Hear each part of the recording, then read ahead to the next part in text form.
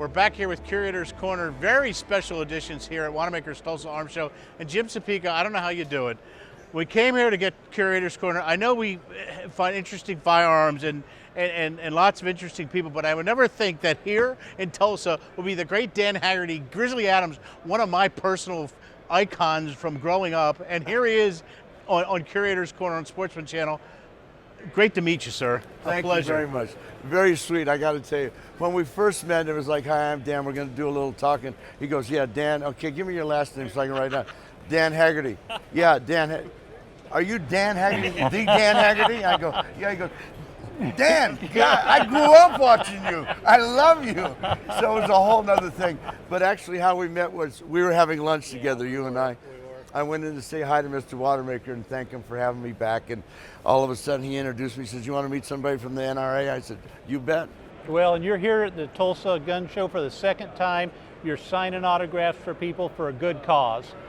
Well, we have a foundation in Palm Beach, Florida, and I worked for Harley Davidson for a long time, and people do get motorcycle wrecks, and all of a sudden one day there was a company that came over to me, and it's called Angel's Flight, and there was a lovely girl, Sherry, that kind of worked for them, and she said, everybody likes you and knows you, would you mind helping us out? And I said, what's it for? It's for children that need operations.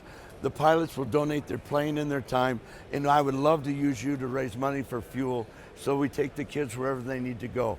So everybody from the NRA and all the collectors of guns have been very, very gracious to come by, and the money that I make from that, I donate to the pilots for, you know, them to put fuel in their planes to get the kids where they got to go. Awesome. And the other neat thing was Henry's. I met a gentleman in Las Vegas, and he said, look, Dan, what you're doing, I've got a friend of mine, Henry's Rifles, and they wouldn't mind doing a gun for you. And I said, well, you know, I'm not a real big hunter, but he said, well, how about if we made a gun and we could donate it to Angel's Flight and auction it off? And I said, that would be terrific. So they presented this to me today, which is a beautiful Henry's rifle, and it's all engraved with the bear's paw, and it's a beautiful gun, so they're gonna auction it off. So when they get ready to do that auction, I'll let you guys know, and maybe we can pitch in and help these kids out. I'm going to bid on it myself personally. I don't usually do that, but well, you're a good guy. So tell us, how did you find yourself being involved in this and then being here? Well, I have a friend of mine, Dwayne McCoy, that lives in Kansas City. I know you're a Kansas City guy, and they have a company called Grandma Horner's, and they're a real big family company. And they have jellies and jams and wonderful products, and they work with Trader Joe's and they work with Walmart and things, and he's a real big gun buff. And I go up to the ranch and we do falconry. My boys fly falcons and things. And so I was up at the ranch, and he said, we're going to Tulsa, Oklahoma to a gun show. And I said, well, I've never really been. He said, you'll love it. I said, okay, I'll go. Well, when I walked in here, I thought I was at the LA County Fair. I'm going, where are the rides? My God, it's a carnival. But it was just people that loved guns and charming people. And Chuck Hester was a good friend of mine, and I knew that he was the president of the NRA. And so from the movie business and working with films and working as Grizzly Adams is a period movie, we always had people coming by with guns and muskets and things like that. So I've always been involved. Now, I'm not a deer hunter, a real big hunter, but when I was younger and I was in real good shape, I was with some friends of mine, and we had to move some lions and tigers, and I was in the animal business for a long time. And not many people have to move lions and tigers. I was going to say, oh my. well, it's not a common problem. No, it's not, but I've raised a lot of them. Okay. And as we were leaving the compound, there was 2 deer up on a hill, and Will says to me, he says, you said you could run down a deer, let me see. And I'm going, you know what? I chased that deer from sunset to sunrise, and when the sun was setting, I finally caught it. Wow. It went under a ravine, and I leaped off this cliff thinking, I don't know where I'm gonna go. But as I came down, I grabbed that deer by the rear foot, and I went, I'm not gonna hurt you, I promise. And I laid on it, and I had a little lariat in my pocket. I put it around the deer, and we walked back to the truck, and these guys are sitting there going, you gotta be kidding me. And I had that little deer, and it was a doe and there was a buck, and I took the little rope off, and I said, there you go find your old man. So I knew that I could do it, you know. You know, with you being a falconer, I was afraid you were going to try tigering there for a minute. Oh, God. I did a movie called Spirit of the Eagle, and I don't know how much time we have, but I was invited to Moscow, Idaho, and they wanted me to come up there, and they were doing an imprinting program when we had DDT, you know, and it was like breaking all the shells of the falcons and the eagles. So I get there and I said, well, what do you want me to do? And they said, well, since you're Grizzly Adams, we've got a male eagle in the eyrie, and we'd like you to be a female eagle. I'm going, wait a minute. Now I know I got birds and things, but what do you want me to do?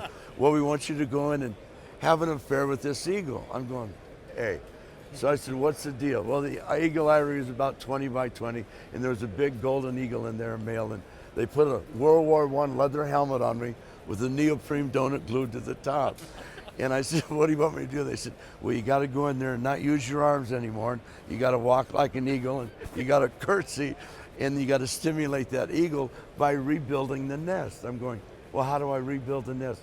Well, you got to pick up twigs and put them in the nest. I'm going, okay.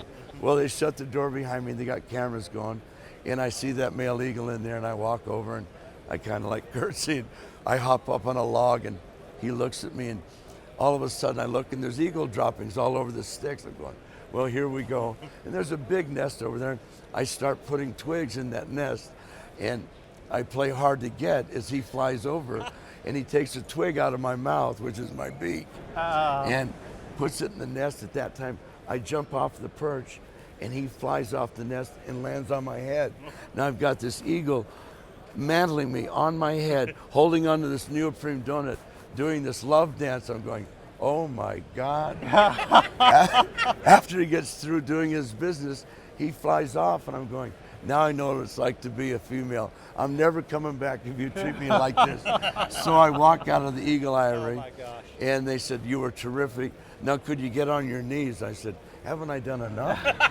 So I get on my knees, and they take a syringe and pull out the semen and artificially inseminate it into the female, and you know, they fertilize the eggs. So if you ever see an eagle flying around with a beard, I'm his mother. Well, Dan, before we let you go, how can people get more information about Angel Flight?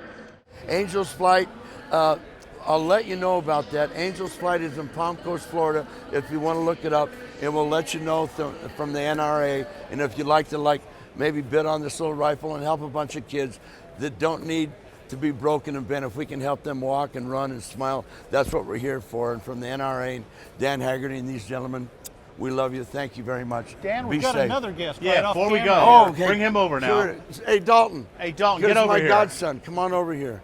And what a good boy. Sort of from the classic to the brand new. How's it going?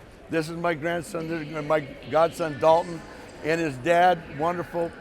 They have a wonderful ranch in Kansas City, right in your backyard. Why don't you say hi to your mom, Dalton?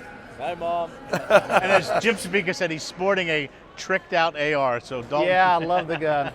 Sort of. 22 long rifle Colt M4.